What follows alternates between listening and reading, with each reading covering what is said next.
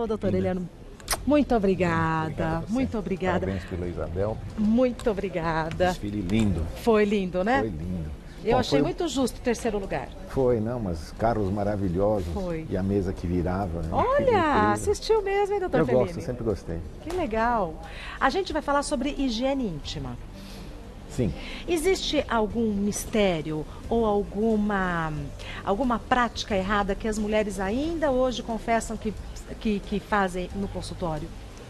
Teoricamente, a natureza tinha bolado o projeto vaginal para que ele ventilasse diariamente. Então, as mulheres teriam saias enormes, sem calcinha, sem nada que impedisse a ventilação.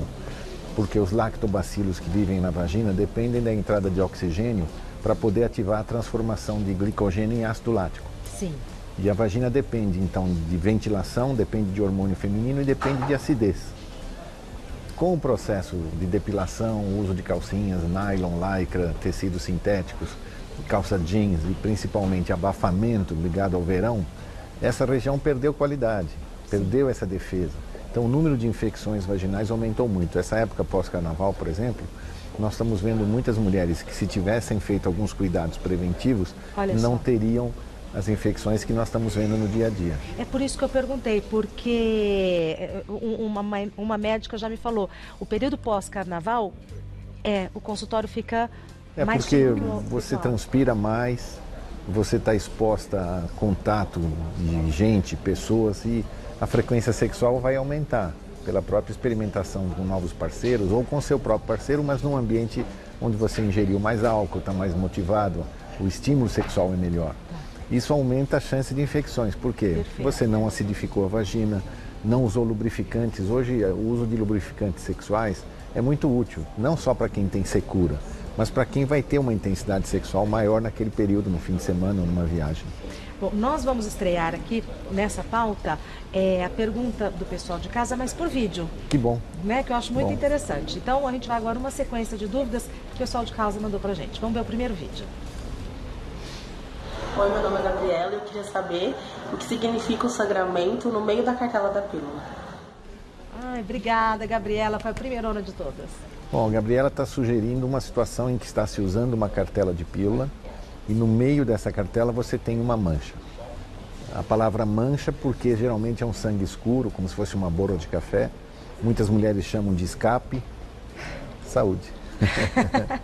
Se fosse escape menstrual. E geralmente no meio da cartela é porque a mulher que não usa pílulas no passado tinha um sangramento no meio do ciclo, chamado sangramento ovulatório.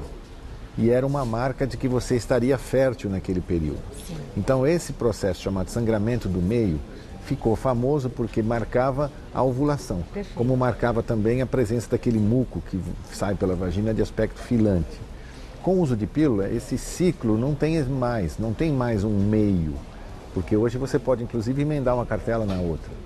Então quando há sangramentos intraciclo, quer dizer, intracartelas, é sinal de que houve alguma mancha, alguma diminuição de dose, ou simplesmente o horário em que ela tomou o comprimido.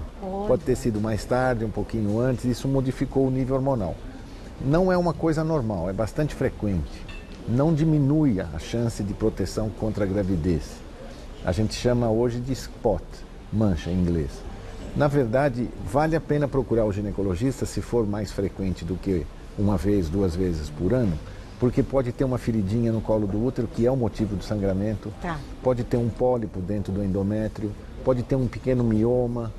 Quer dizer, não é um sangramento da pílula, e sim um sangramento anatômico de um órgão que está lá incomodando. Vale a pena uma visita ginecológica para tirar na dúvida o que exato. Próxima pergunta, vamos ver. Oi, tudo bem? Meu nome é Janaína e eu gostaria de saber se é bom ou ruim dormir com calcinha. Bom, Janaína, essa é uma dúvida interessante. Se eu for pensar em termos sexuais, é melhor dormir sem, não é? Porque, mas no aspecto da saúde. Estou brincando com a ideia sexual. Porque você vai estar mais exposta e o seu parceiro estará mais afim, por exemplo. Num ambiente da saúde, não é interessante também dormir de calcinha. Porque logo que na frente abriu o programa, nós estávamos falando sobre abafamento e falta de ventilação. Então o ambiente vaginal no período noturno poderia receber ar, receber oxigênio e se ventilar. Então é aconselhável não dormir de calcinha.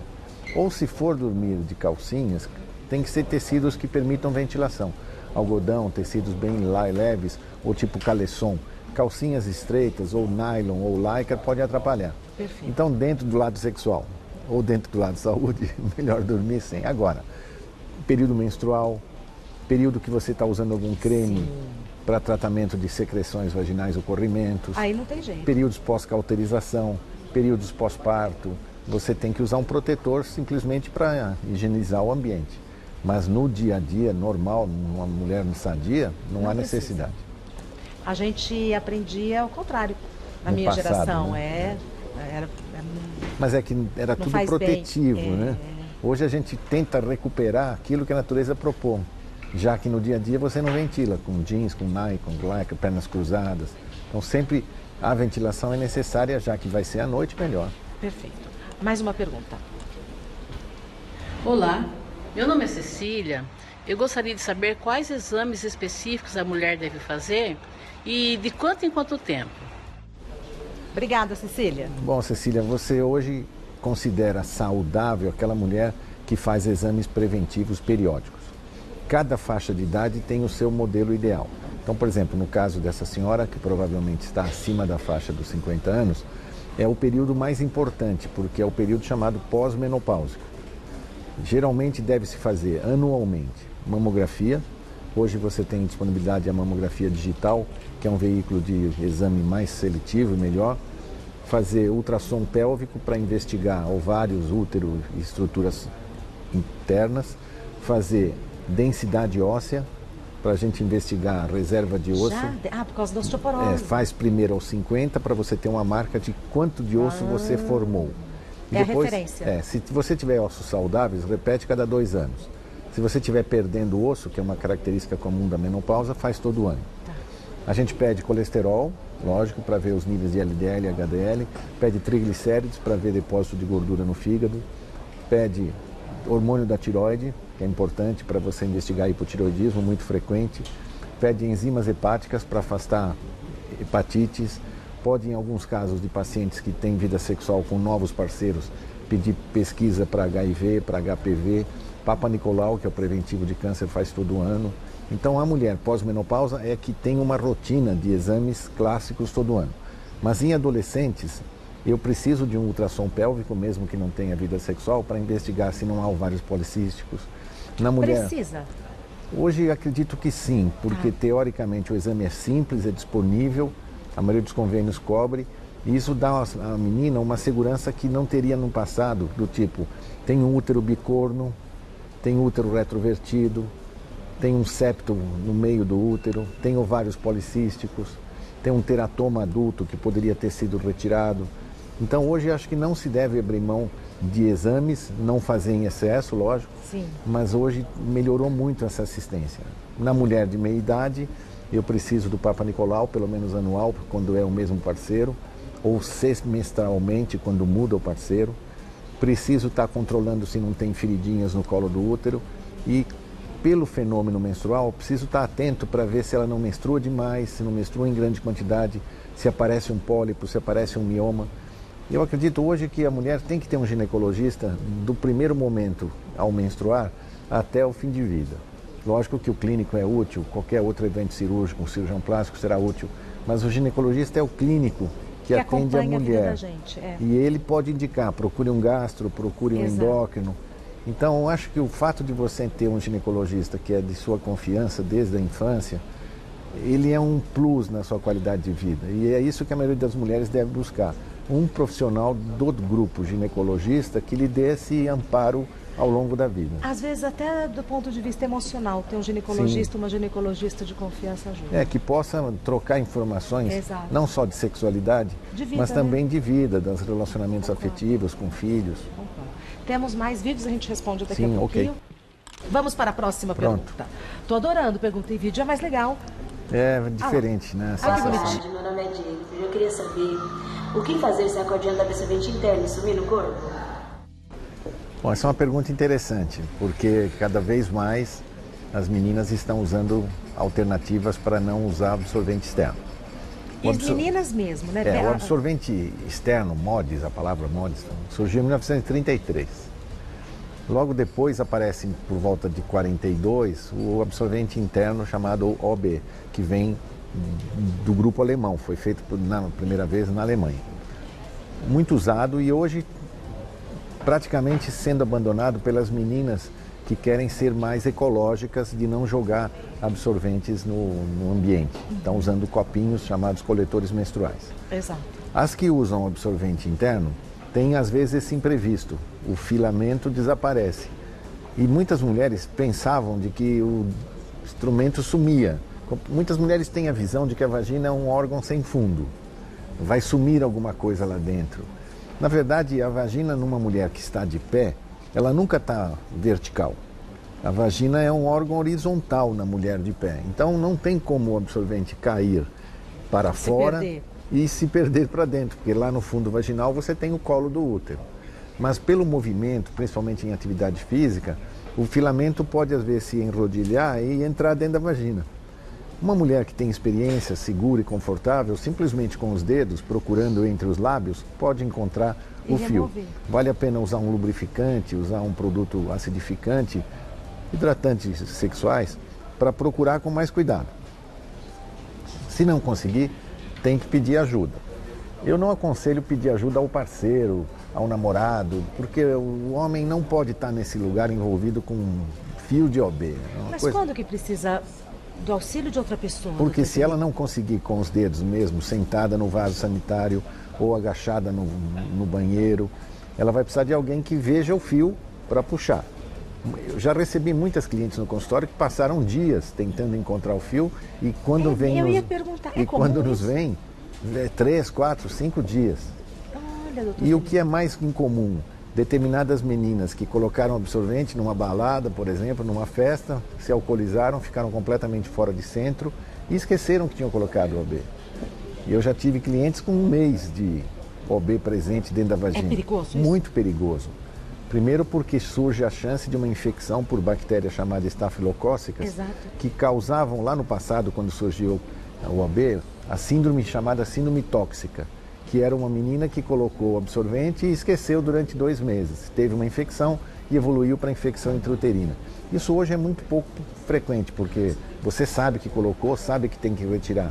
E às vezes a mãe traz a menina no consultório porque ela colocou, mas não consegue tirar.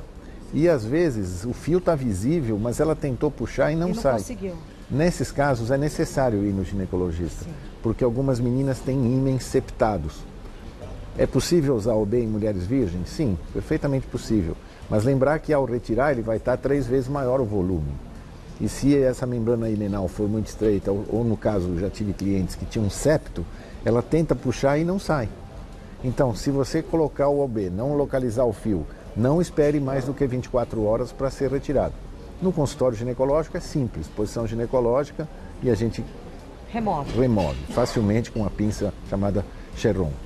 Mas mais de 24 horas começa a ser muito agressivo e infelizmente o odor é muito forte.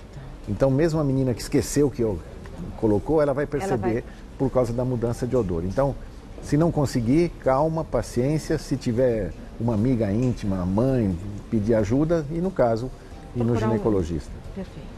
Mais uma pergunta. Meu nome é Kátia, eu gostaria de saber qual a solução para o suor em excesso na região íntima. Então, Kátia, esse é um fenômeno que se conhece clinicamente como hiperidrose. Então, quando o excesso de suor nas mãos, nas axilas ou nas virilhas é muito comum, muito intenso, recebe o nome de hiperidrose pélvica ou hiperidrose manual ou hiperidrose de axila. Geralmente está ligado à emoção, fatores hormonais, então hipotiroidismo. No caso dessa moça que está conversando conosco, ela tem uma mudança de pele tipo vitiligo e esse fenômeno pode estar associado também a determinadas hiperidroses, porque a sensibilidade das glândulas sudoríparas depende também da quantidade de pigmento de melanina. Então vale a pena conversar com o dermatologista, porque ela tendo uma síndrome de vitiligo pode ter mais hiperidrose. Especificamente nas áreas genitais, não é o mais comum é axila e mãos. mas vale a pena investigar, às vezes, até algumas doenças associadas. Diabetes. Olha. A gente tem visto em... Pode ser sintoma? Pode ser um fenômeno associado, quer dizer, vai desenvolver um diabetes. Perfeito. Vai desenvolver uma síndrome neurológica, tipo síndrome de Renault. Então pode ser de grande ajuda. É fundamental, porque você transpirar em excesso no corpo todo, isso é um fenômeno de controle de temperatura. Sim. O organismo se defende. Quando você entra num ambiente muito quente, você transpira para perder calor. Mas quando é localizado em determinada área e não é emocional, porque é muito comum ser emocional, vale a pena investigar doenças associadas. No caso da menina que está nos conversando, vitiligo é importante, mas hipotiroidismo, diabetes e doenças neurológicas. Perfeito. A gente tem mais uma pergunta. Boa tarde, meu nome é Daiane. Eu gostaria de saber se quem tem fluxo menstrual intenso pode usar absorvente interno e externo ao mesmo tempo? Então, Daiane, esse é um problema importante, quer dizer, não deveria ter fluxo menstrual intenso. O que se espera de um fluxo natural são 50 ml, 60 ml. Isso significa que quem usa coletores, durante o dia tem um copinho daqueles cheio, como se fosse um terço desse copo. Tá. Por dia. Por dia. Fenômeno benigno, simples, normal. Agora, se eu estou menstruando além disso, então mais do que 3 absorventes externos num período de 3 horas, necessário usar absorvente interno mais absorvente externo, necessário usar absorventes geriátricos porque tem excesso de sangue. Isso é um sinal errado. Está desregulado. Houve algum problema, ou hormonal ou anatômico, um mioma, um pólipo, uma alteração cística dos ovários. Então não é conveniente ficar simplesmente, vou usar um absorvente externo e o interno e estou confortável. Não, merece investigar. Isso. Não é o ideal. O ideal é você usar ou absorvente interno ou externo, separadamente, porque quanto mais você obstrui, mais dificuldade de ventilação. Então, no caso, eu sugiro que você vá ao ginecologista, avise que o seu fluxo menstrual está excessivo, a ponto de você precisar usar os dois, e ele vai investigar e provavelmente vai te orientar a usar algum modelo contraceptivo que controle as menstruações. Hoje, a maioria das mulheres brasileiras não gosta de menstruar muitas vezes por ano. Alguns trabalhos têm mostrado que metade das mulheres brasileiras gostariam de menstruar pelo menos só 2 vezes por ano. E hoje você tem modelos contraceptivos para isso, pílulas de uso estendido. Modelos saudáveis. Mulheres saudáveis, quando questionadas no Brasil. Não, modelos para diminuir o fluxo menstrual. É saudável. É saudável hoje. A gente sabe hoje que as mulheres que menstruam muito, como essa senhora está comentando, são mais candidatas a endometriose, a miomas, a alterações importantes do volume do útero, uma doença chamada adenomiose, porque no passado as mulheres menstruavam muito pouco. Uma mulher de 40 anos atrás, que tinha 3 filhos, ela menstruava umas 50 vezes na vida. Hoje uma menina que menstrua aos 11 e só vai querer engravidar aos 37, vai menstruar umas 400 vezes. E isso tem se mostrado ruim para a saúde dos órgãos genitais femininos. Então, hoje se aconselha, não só eu quero menstruar 3 vezes por ano para o conforto dela, mas eu gostaria que ela menstruasse menos para a qualidade de saúde dela. Perfeito, perfeito. A gente tem mais pergunta de vídeo, peço que... Sem dúvida, lógico. Um minutinho. Vamos continuar. Temos mais uma pergunta de vídeo, vamos ver qual que é. Gostaria de saber como diferenciar a infecção urinária da candidíase. Estou adorando as perguntas para o vídeo. É diferente, né? Para nós clínicos é muito interessante, porque tem um fenômeno que a gente chama de fácies. E cada determinada cliente tem uma fácies característica de algumas doenças. Olha. A experiência médica faz com que você veja isso. Então, por exemplo, pacientes que têm endometriose, tem uma determinada face sensível à dor. Quer dizer, tá na cara. Que coisa interessante. Quer dizer, hoje poucos clientes sentem quando o médico desconfia disso, porque o exame parece mais importante. Mas a experiência médica hoje me dá essa sensação. Você olhando a face da menina... Já deduz alguma coisa. E é diferente de quando a gente falava só por escrito, lembra? Sim. Você hoje tem mais facilidade para dar a informação porque eu vi o rosto dela. Que legal. E ela está falando de uma coisa que a incomoda muito, que é essa duplicidade. Às vezes eu tenho candidíase, às vezes eu tenho infecção urinária e não sei qual das duas é naquele momento. E às vezes, nós já falamos sobre isso, pode ser até as duas. Sim. A candidíase é uma infecção vaginal ou intestinal que é causada por um fungo chamado Candida albicans e outros grupos da mesma família. Ele vive conosco na pele, na gengiva, nas unhas, no intestino e na vagina também.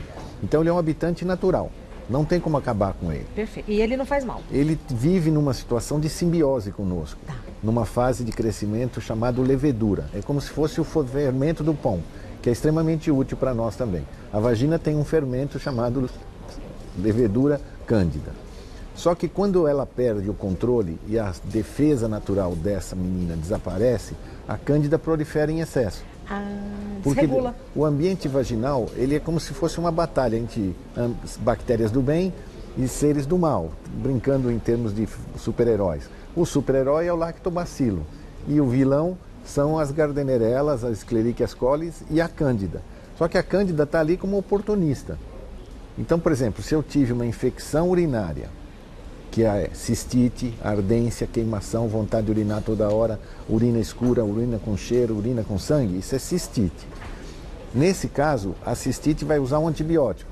Eu tomo um antibiótico para destruir a bactéria que deu a cistite, chamada Escherichia coli. Mas eu destruo também o lactobacilo. Aí aparece a cândida.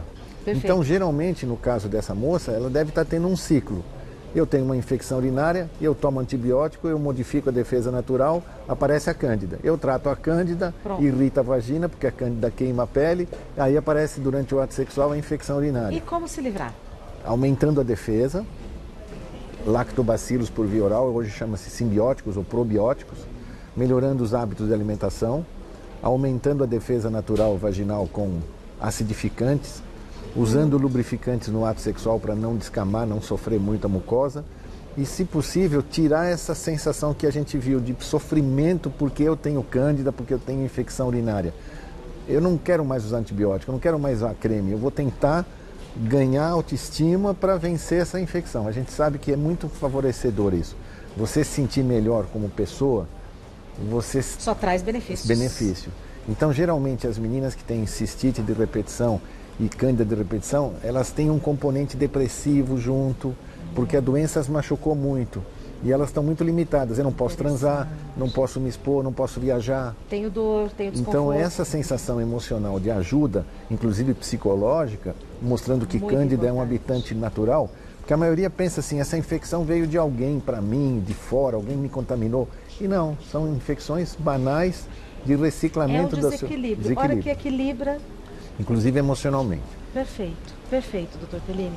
O doutor Eliano Pellini é médico, ginecologista e chefe do setor de saúde e medicina sexual da Faculdade de Medicina do ABC.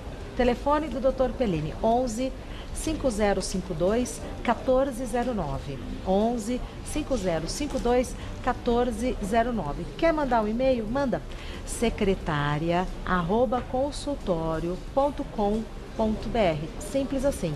secretaria@consultorio.com.br. E o Dr. Pellini está no Instagram como Eliano Pellini. Eliano simples, sem nenhuma letra dobrada, e Pellini com 2 L's. @Eliano Pellini. Que bom. Que bom. Adorei receber as perguntas por vídeo. Nossa, e as que muito nós legal. não conseguimos responder, se a sua produção quiser nos mandar, Sim, a gente quer a sim. gente responde por e-mail. Então, tá bom? Olha, muito obrigada. Obrigado. Viu? Sucesso no Até novo a próxima. carnaval. Né? Muito obrigada. 3 estados ao mesmo 3 semana. estados, eu dei conta de tudo. Muito obrigada. Parabéns. Muito obrigada.